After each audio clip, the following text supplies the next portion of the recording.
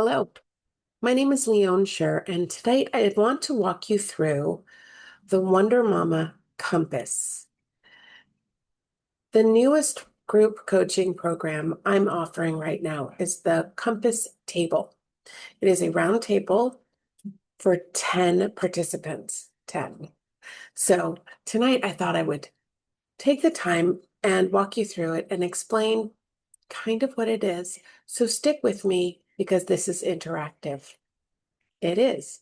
So as you are watching it on the replay or right here with me, as I'm asking these questions, I'd really love it for you to answer each one of them either on a notepad or in the chat. All right. So, you know the woman, you talk if this is you, who has yesed herself into exhaustion over and over and over again to the point where you literally have to say yes, and you literally have to keep going because nobody around you knows how to help you because a long time ago you forgot to ask for help. Is it you? The work that I do with my clients through my group coaching and my private coaching, and really anything that you're working on with me with, is always meant to bring you back to you so that you can live your life fully. So, the WonderMama Compass is based on 5 phases. The 5 phases begin with the first one is land where you are. So what that means is we can't go anywhere unless we know exactly where we are, not where we think we should be or where we wish we should be, but actually where you are. And so your starting point is always your truth. A lot of us struggle to find that because we're working so hard and spinning so far into the future that we forget to check in always because we're always feeling like we're behind. So landing where you are is the first part. So I'm going to ask a question. Get your pen. You ready? Okay. If you got to sit down, put down everything that you're managing for everyone else right now, just for a second, where are you actually landing? What happens when you put down everything for everybody else? I'll give you a minute.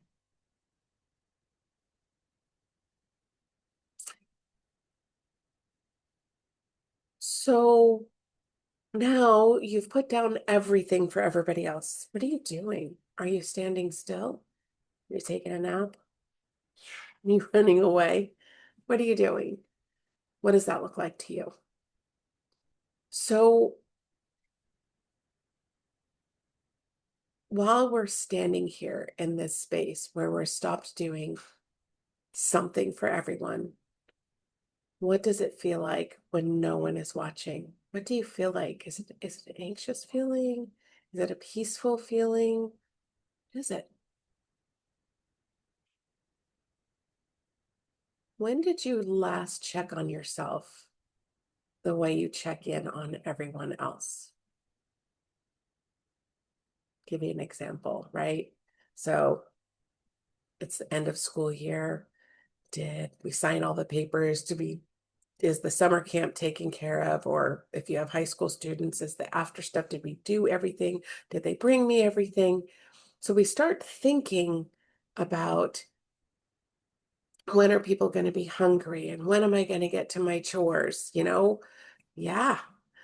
So what is the thing that you're carrying right now that nobody else knows is heavy?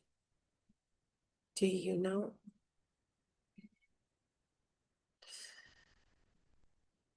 We have to remember that we can't move from where we think we are. We have to move from where we actually are.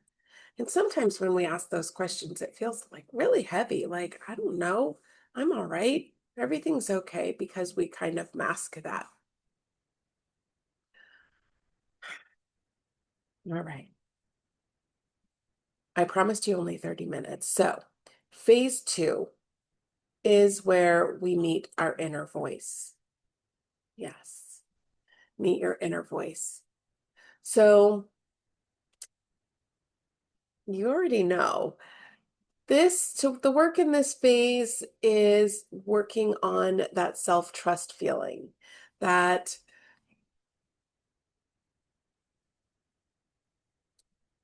inner decision-making part of you that allows you to trust and not second guess yourself. It's a lot of work. So get your pen. There is something you already know that you have not said out loud yet. What is it? I know, feels vague, but I want you to think about it. Is there something? We already know that we're carrying something that's really heavy. Nobody knows about. What's your inner voice say about that? When you get quiet, really quiet and still, like we talked about in the first question, nobody's looking. You've put down everybody else's stuff. What's the first thing that comes up? Is it an identity thing? Is it again, is it an app? Is it fear or shame or boredom? What is it? What have you been talking yourself out of? And how long has that been going on? Oh, when I ask that question, a million things pop into my head.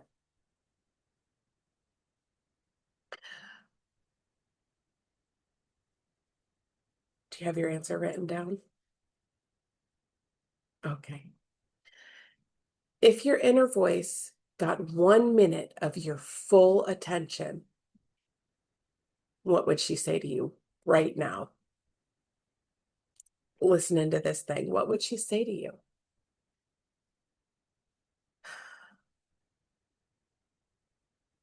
I want you to notice that your inner voice does not get louder.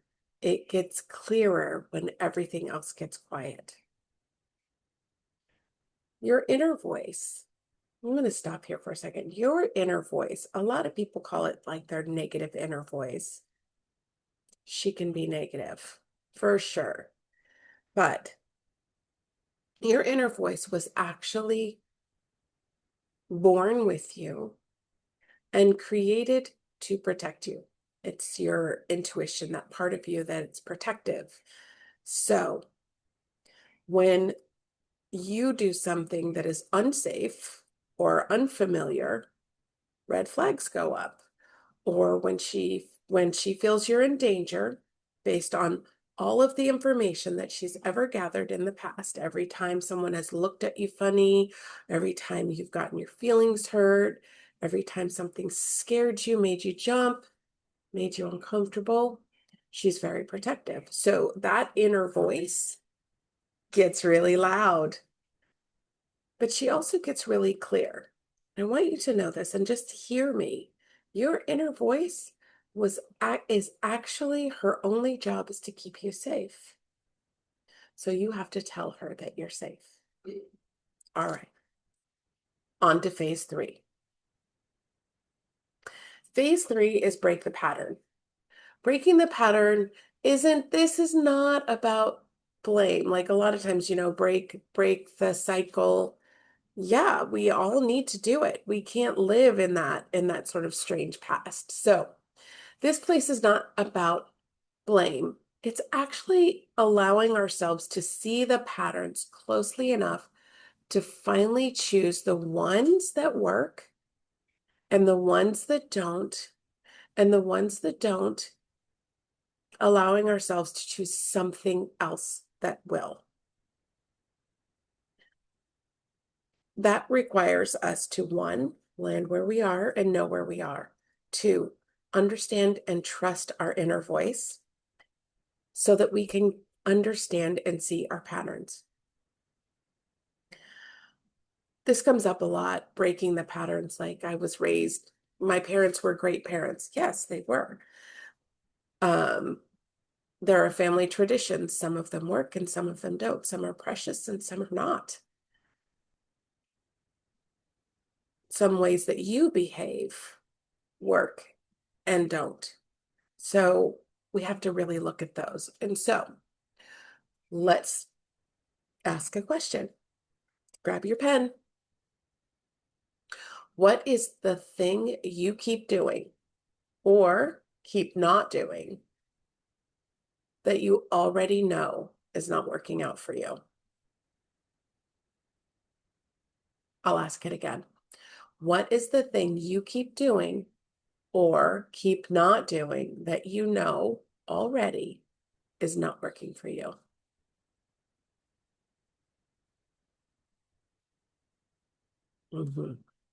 Yeah, it's an important question. Nobody likes to look at the under, like, we're looking under the carpet a little bit. That's okay. So the next question is, where does this pattern show up in your relationships, in your work, in your home? Does it? If you could name it, what would it be? Who taught you this pattern? And is it yours to keep? Do you have to keep it? And what would you be free to do if this pattern stopped running the show?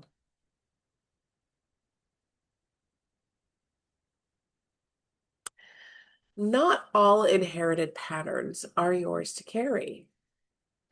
Some are honored and can be forever. But this is where you get to give something that doesn't serve you back, or several somethings. We've all seen it, right? Those wonderful videos that show the generations of family members passing the burden on, and the mom putting it down. That's you.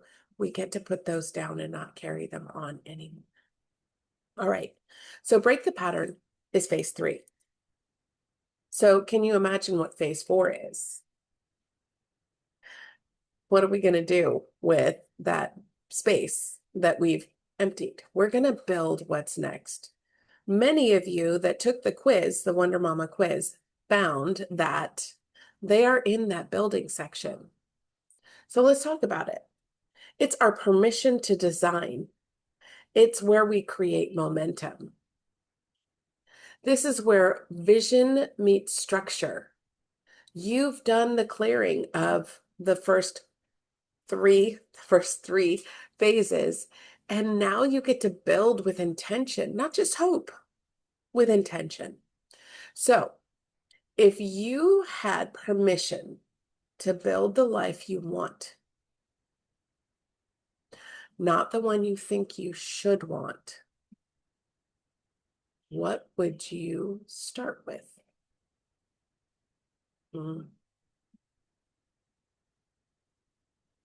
That's a big question. I'll read it again. If you actually had permission to build the life you want, not the one you think you should want, but what would you start with? Okay. It's a big question, isn't it? What have you been waiting to feel before you start doing that? Yeah, what have you been waiting to feel? What does the version of you who already did this look like? Glorious, isn't she? Yeah. What is the smallest first step that you would actually, let me say again. What is the smallest first step that would actually feel like movement that you could make in your build what's next?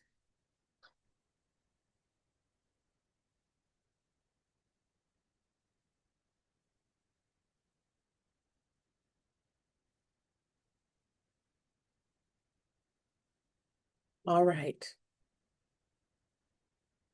That's what happens in phase 4. In phase five, you get to lead the legacy. This is noticing, celebrating, and living and beginning again. So this phase isn't the end. It's the practice of living in what you build.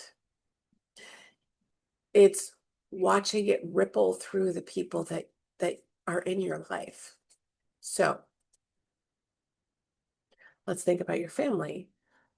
What would your family or children, now let me see. What do you want your children to have watched you become? Not what you told them, and not what they actually saw. I'm sorry, I'm all over the place. What do you want your children to have watched you become?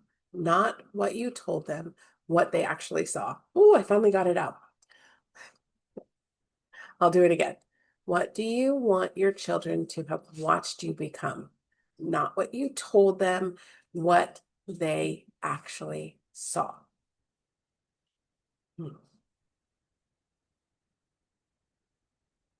All this work, this is what comes out on the other side. All of the performing, all of the jockeying and carrying other people's stuff. You get to build something and then show your people what that looks like. What are you already modeling that you've not given yourself credit for? Many of you are already modeling what it looks like to truly live in this building phase. Many of us are in different parts of this process in different parts of our lives. That's fine. These are skill building phases. What is the story that you're leaving behind? And is it one that you want to leave? That's a really important question. What would it mean for the woman behind you if you fully stepped into this? Legacy is not what you leave behind. It's what you live out loud every day in front of the people watching, but mostly in the woman that you are. This is a framework for the work that you can do for yourself. So,